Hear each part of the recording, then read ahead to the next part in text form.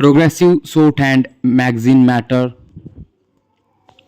5 seconds. Ready, start.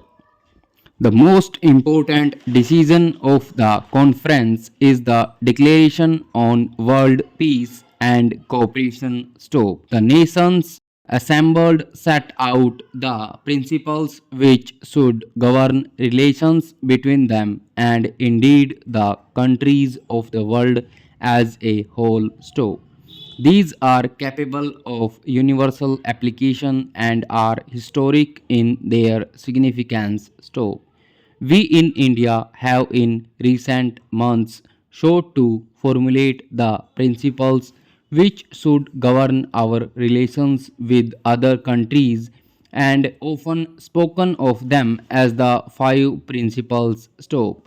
In the Bandung Declaration, we find the full embodiment of these five principles and the addition to them of elaborations which reinforce these principles.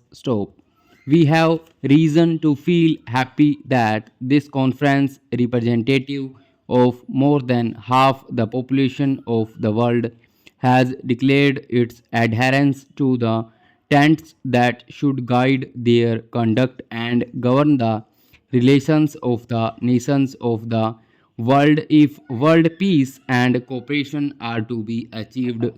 The House will remember that when the Panchsheel, as we have called them, emerged, they attracted much attention as well as some opposition from different parts of the world.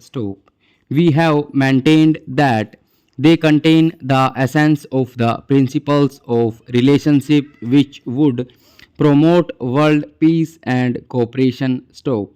We have not sought to point to them as though they were divine commandments or as though there were a particular sanctity either about the member or about their formulation.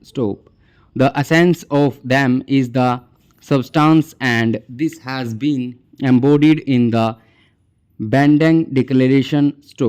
Some alternatives had been proposed, and some of these even formulated contradictory positions. The final declaration embodies no contradictions. The government of India is in total agreement with the principles set out in the Bandung Declaration and will honor them. They contain nothing that is against the interests of our country or the established principles of our foreign policy.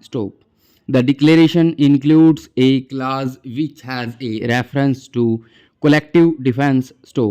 The House knows that we are opposed to military pacts, and I have repeatedly stated that these pacts, based upon the idea of balance of power and negotiation from strength and the grouping of nations into rival camps, are not, in our view, a contribution to peace. We maintain that view.